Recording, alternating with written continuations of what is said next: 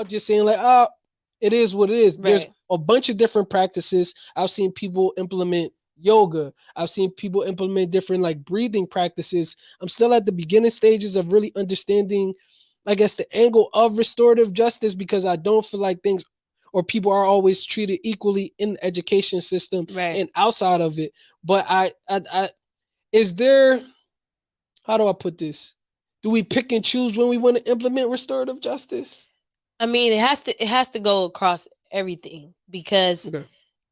the way the schools are set up, they're not going to let you just punish this kid and then do restorative justice on this kid. Right. It has to go across. But my question to you is, let's say that you have a child Okay. in school, Okay. and your child comes home and tells you, "Oh, this kid touched me down here, my private part," right? You go to the school wanting answers, Right. wanting the kid to be punished. Right. The school tells you, "Oh, well, we'll meet with the parents and we will do the restorative justice, and he'll get counseling, and yeah, that's all that we can do."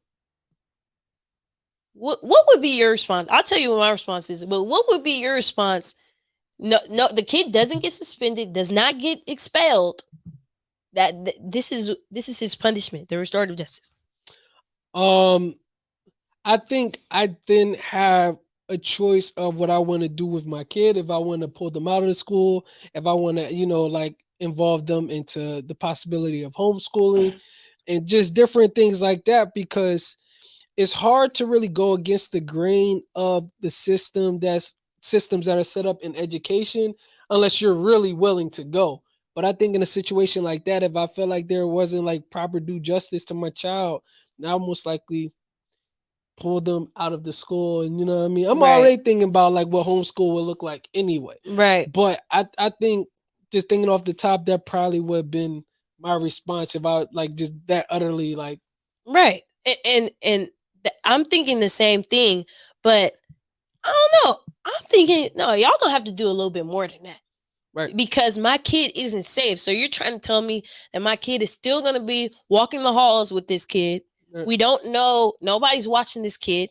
He doesn't have. We don't alert security to how he's acting. And yeah, I feel like he should be punished because if he was a little bit older, like that's the actual charge. Like you can't just touch people in that area and think that there's no consequences for it. Right. So it's like I see where the kid might need some counseling because maybe he was touched, Right. but we need some accountability. We need some accountability because what that does to the kids, which goes back to why kids are acting the way that they're acting now. What that does to the kids is they know they're not gonna get no real punishment. Right. So why would they respect you in the classroom? Right. They know. Oh, all they're gonna do is make me go to lunch detention and do this little thing on the computer for 5 minutes. They don't care about that. That's not gonna change them. I think it should be documented, and I don't, like I said, I don't know all levels and tiers of restorative justice, Mhm. but I think certain actions and behavior should be documented. So if it's the same kid who continuously keeps, inappropriately touching, then we need to really do something about this. Really see what this could look like, as opposed to just, like not doing anything. Maybe we should like have it mandatory for him to go speak to a counselor every day, or like Mhm. the people who are like directly impacted by it. But I think I'm questioning, do you feel as though like the punishment aspect, these kids should be punished, everything like that? Do you think that aligns with the zero tolerance headspace? I mean, And kind of. Yeah. It's like it's like a different I feel like it should be a balance. okay. Why can't we do both? Right. Because before it was just zero tolerance, we kicking you out. We don't care what's going on in your house. Right. We don't care. But why can't we do both? Not saying suspension, but let's say community service. Right. You know what I'm saying? Clean up the school, which they do have that in some of the schools, but not all the schools is doing that. Right. But clean up the surrounding neighborhood, come in on for Saturday school to build something at Right. school. You know what I'm saying? Like Right. we can do that and also do the counseling because yeah, kids are going to be kids. When you're a teenager, automatically your brain is in that risk taking mode. You're Right. not thinking about consequences of your actions. You're thinking about that instant gratification. Right. What's gonna give me the thrill? What's gonna give me that feeling of happiness? And they're gonna do that. If that means disrespecting the teacher because all the other kids are doing it and that's what's gonna make me cool, that's what they're gonna do. So there has to be some type of, the hammer has to come down at some point. Because when I was in school, my daddy did not play when it came to when I got in trouble. I remember one time he came in the back of the classroom and sat in the back of the classroom because I was failing my English class in 6th grade. He came in the back and just sat there. And from that point, I just knew, I was like, oh no, I can't So, mess up. so I can't mess up. I got a question for you. Not Mhm. to get on your bumper a little bit, but do you think your approach to education and how people are like, how kids are responded to now, do you feel like you're jealous? Whoa. Do you Jealous? do you feel like jealous that you didn't get as much grade? Like do you think it's coming from a place of like, I'm upset that this is happening for y'all because I didn't have these same options? I mean, honestly, to keep it like 100, maybe it might be a little bit of jealousy in there. Okay. It might be a little bit of jealousy in there because I do feel like I could have used some counseling growing up because there was a lot of I'm just an emotional person. I feel everything. Okay. And I feel like if I had somebody to help me regulate my emotions, I probably wouldn't have gotten in trouble as much. So yeah, I would say a little bit of jealousy. Um, but it's also, I'm coming out of a place of like shock Yeah. because I've been so removed from the school system as a whole. I graduated high school 10 years ago Okay. this year. So the we're just a different generation. Yeah. And it's a shock to me how, I don't want to say all the kids are disrespectful, but it's a shock to me how they treat the adults. And I also see it taking a toll on the teachers, the administration. They don't want to come to work. You know what I'm saying? Right. They don't know how to handle their classroom. So they're not even teaching your kid to the best of their ability. Right. So, I mean, jealousy.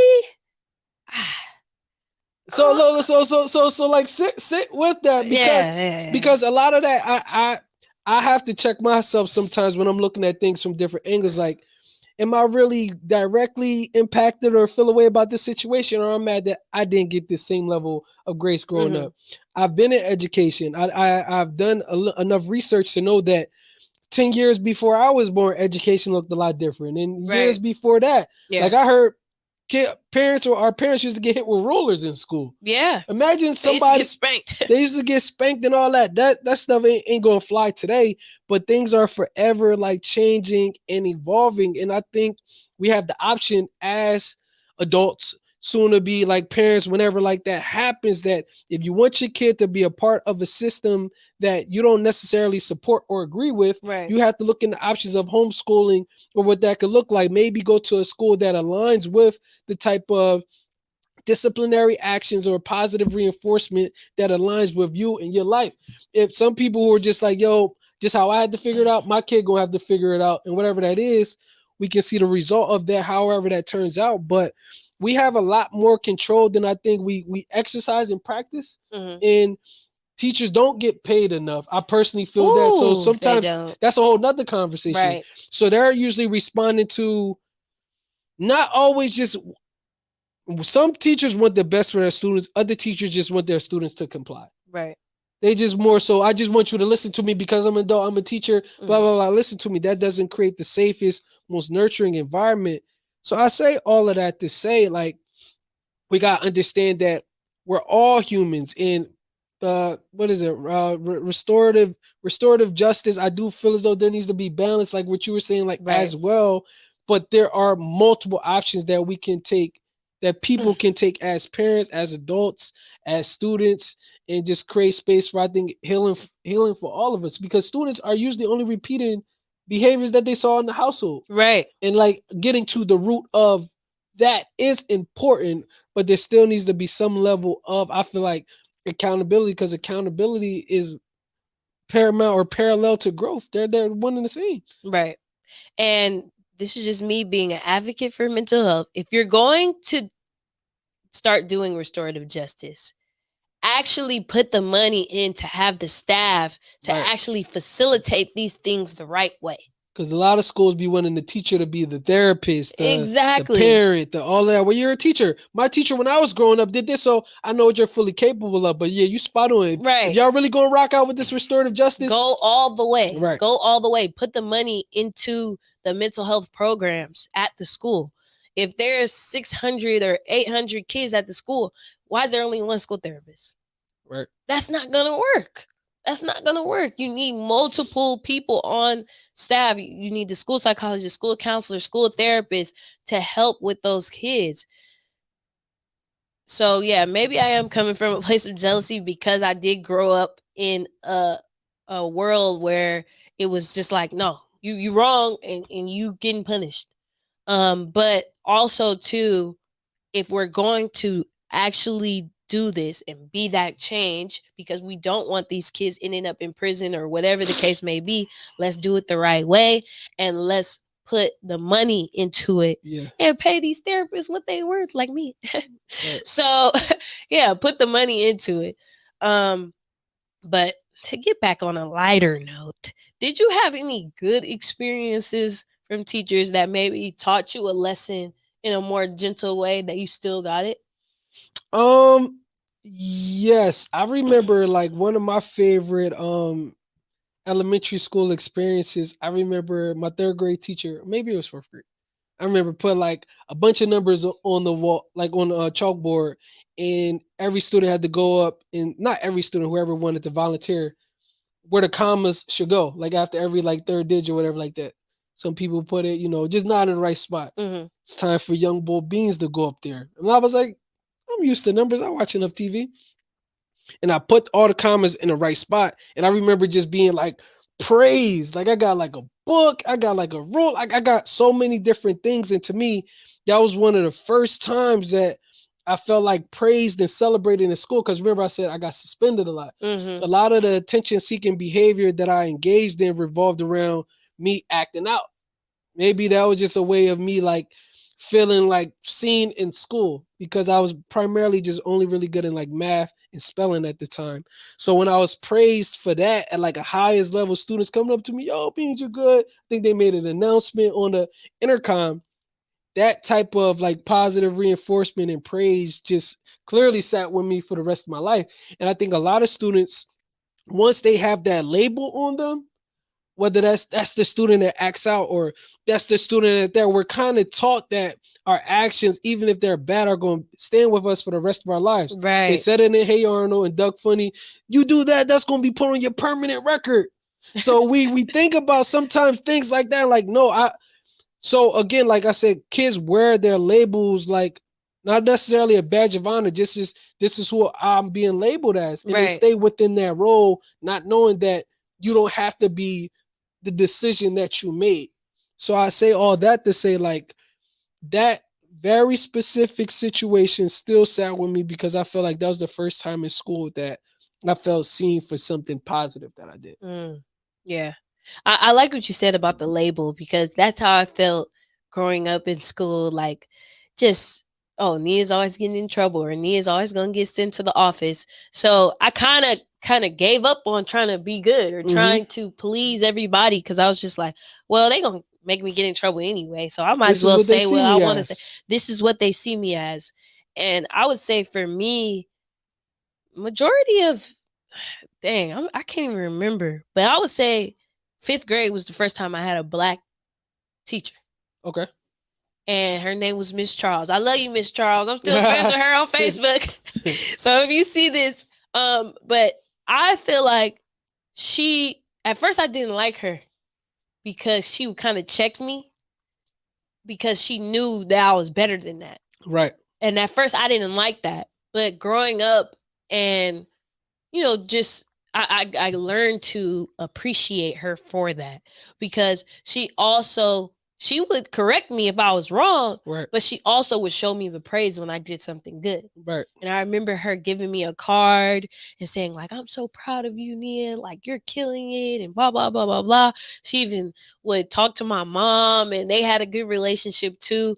But for me, what worked for me was the balance. Okay. Maybe that's why I'm saying the balance for the kids, because what worked for me was the balance. Yes, my teacher, Miss Charles, she held me accountable. I still got in trouble for things that I did wrong, but she also praised me when I did things right. And a lot of times, kids never get that praise. Right. They never get that praise. So they just feel like, oh, I can't do anything right. And that goes for parents too. I get a lot of kids that come into my office and feel like they the worst kid in the world because anything that anybody ever tells them is negative, negative, negative. Or you should have did this right. Or you could have did this. You could have did this. We also have to remember to praise our kids. So not just as parents, but as educators or as school therapists or school staff, period. If you want the child to change, we also have to give them that praise. So thank you, Miss Charles, my fifth grade teacher. I think language is very important too, like how we label things. Right. Because like listening to both of us talk, we're conditioned to use certain language that I don't feel like is the most positive thing personally. Mm-hmm. Like we've said things like throw the hammer, punishment, Yeah. trouble. In some schools, if you can have a green day or be on red. Oh yeah, I remember that. It's like things like that. So I think language is important too. I don't know. I don't have the exact wording of what I will use, but I think instead of getting in trouble or saying things like that, like, yo, you're going to be on punishment, or if you go there, the hammer is going to be thrown at you. Something like an opportunity to reflect and redirect. Right. Reflect and redirect. Reflect and Okay. redirect. Hey, you Bars. know what I'm saying? But Bars. I think that's also something as well, because punishment, kids hear punishment in school, and we talk about school to prison pipeline, Right. punishment in school, punishment in jail. Trouble in here. If you get in trouble, you get thrown to the slammer. You get in trouble, you get sent to the principal's office. It's a similar dance or a familiar dance that they're used to, but they might not have learned the soft skills on how to redirect or possibly take a breath before they make a decision that they innately are used to making. Mm-hmm. So that's why I said like language is important, and I'm open to learning more about restorative justice. Yeah. I just there's a lot more that I need to learn. Yeah. This is only my first year working in school, so I'm still new to it. And I just want to show appreciation to all teachers. This is definitely gonna be a clip right here because all the teachers, we appreciate what y'all do. I couldn't do y'all job. I'm gonna just be honest with it. Like I could not do y'all job. The amount of stress and the amount of hours that you guys put in to help these kids, and it's just like hundreds of kids per day. Like God bless y'all. God bless y'all for and real. pay teachers more too, man. Yeah, pay teachers more because they're rock stars. They're rock stars. And I just want to give my flowers to teachers and all my favorite teachers. Miss Charles, Mr. P from 4th grade, and then just all the staff at Hampton University because they were amazing. They're Right. awesome. But yeah, shout out to the teachers.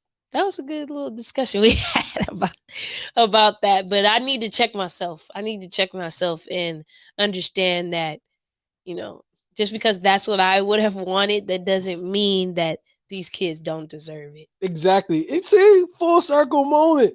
And like I said, I have to check myself all the time. Like when I think about like how sometimes my parents respond to my younger siblings and me thinking about being the oldest, like, oh, hold up.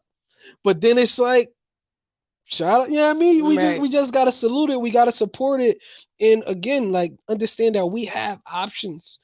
Two things can both be right. We can activate or implement restorative justice in what that looks like, but also find consistent ways to hold people accountable. Right. You know what I mean? That's not just always a zero tolerance, you know what I mean? No nonsense type of environment. Like what can that look like? And how can we still make these kids or scholars or people feel like people inherit their side of the story if all parties are open to it? And on that note, I love how that ended. A full circle moment. And what you got going on coming up? I also want. Can we do like a life update? Because there's a lot of things that I haven't talked about, but I want you to go first. What's a life I update? think you should go first. Okay, so since we've been back, I have not let people know that my Kid Onyx cards are in Malik books. Liddy. Okay. And they keep hitting me up like, Nia, can we get more? Can we get more? Can we get more? So that is a blessing. Yeah. That is a blessing right there. Sometimes we don't realize how what we do impacts others. Right. And I'm just thinking, oh, this is just my little company, just trying to do little things. And it's just like, no, Malik Books wants your stuff. They want more. They want more. This is their third time ordering more. So I'm just very grateful for that opportunity. So if you need the Kings and Queens emotion cards to help with your emotional regulation, go on over to Malik Books at the Fox Hills Mall. What's it called? Century City Mall? Are they only available at there, or can they buy them online as well? They can also buy them online, but if you want that, in-person bookstore feeling, you can go on over to Malik Books, and I'm working on putting it in other bookstores as well. But I just want to say one thing about Kid Onyx. The reason why I started Kid Onyx is because I think it's very important that kids learn emotional regulation so that later on in life, they're not getting into fights. Right. They're not getting into it with the teacher. They're not storming out of class because they're learning at a young age that, oh, when I get angry, I need to take deep breaths. I need to walk away. I need to, I don't know, squeeze the stuffed animal really hard to get all that frustration out. So a lot of kids are struggling. We talked this whole episode about kids getting into trouble and struggling and not having, the emotional capacity to deal with these instances.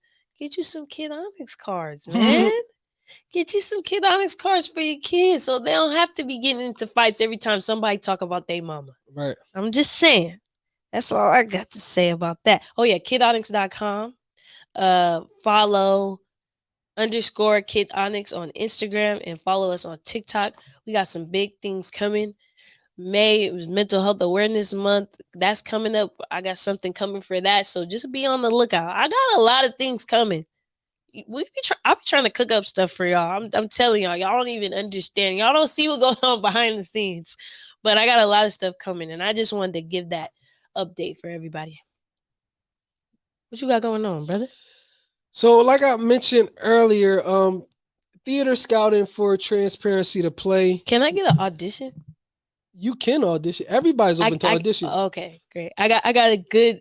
Well, can I help you write? Because I don't know about that.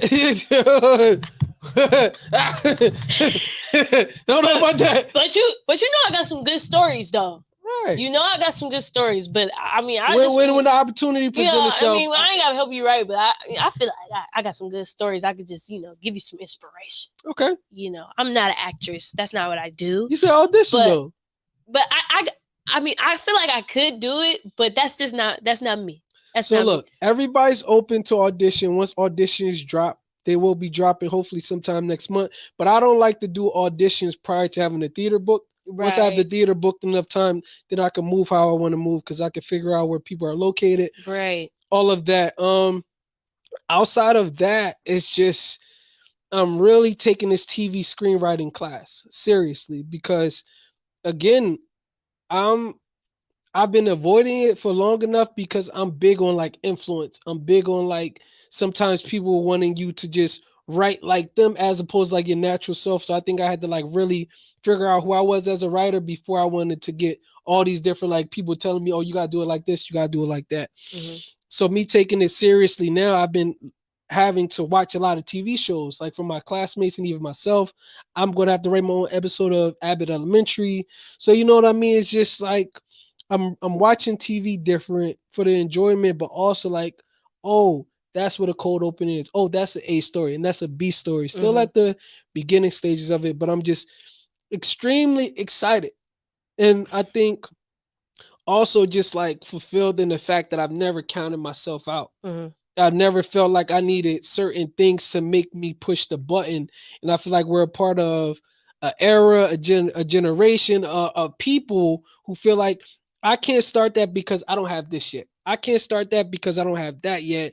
And I've just been consistent with failing myself forward. Like whatever, it's going to turn out however it turns out, but I know I'm going to be resilient. I know I'm going to emerge from whatever obstacles are there. I don't care. I don't care who's in that room that I didn't walk into. I'm going to walk in as myself and walk out as myself. Mm. Sorry for the random motivation, but like No, that's you just like good. my energy. Like and I've been consistent with that. So I say all that to say what I've been up to, just like I've been up to the same thing, like consistently adding value to myself, consistently looking at situations at all angles. Like, how can I approach this the most efficient way possible? Um, and separating myself from like things that I'm not vibrationally compatible with, Mm. from people, environment, situations, and being okay with that, not Right. letting time or whatever like keep us connected. Like I'm completely okay with just being like deuces. Right. Like respectfully or however you choose to take it. But I'm over just trauma bonding with people and keeping letting that be like our glue. Like Right.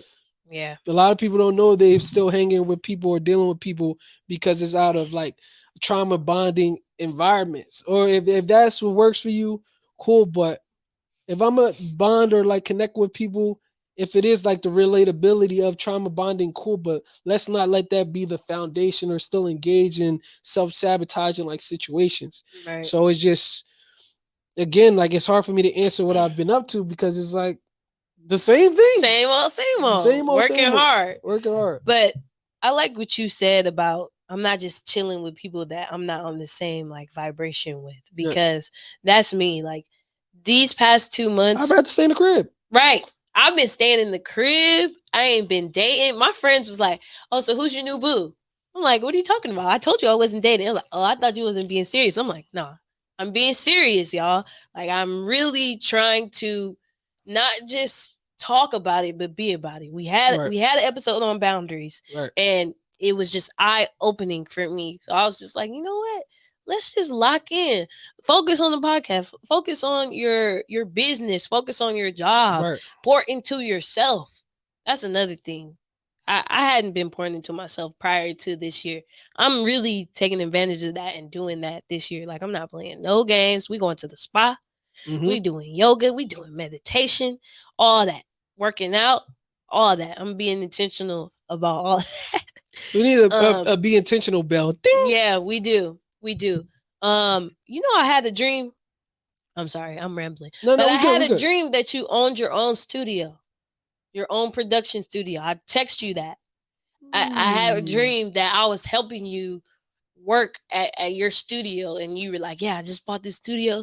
It got this theater right here, and then we got here. We could film podcasts right here, and we could film TV shows right here." And I was just like, "Dang, this is dope! Like, what you need me to do?" Like, Right. I was trying to help you, and that was just crazy to me, like that I had that dream, and I was just like, "Hmm, It's hmm, there's might be something to it." there's certain things in the works, like honestly, and it's like I have 5 year plans, 10 year plan, different things like that. But I think I'm committed to the process.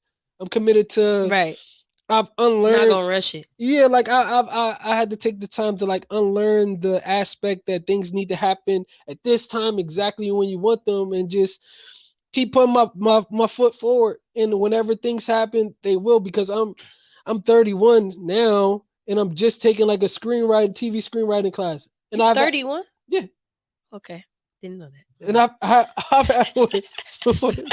why are you laughing?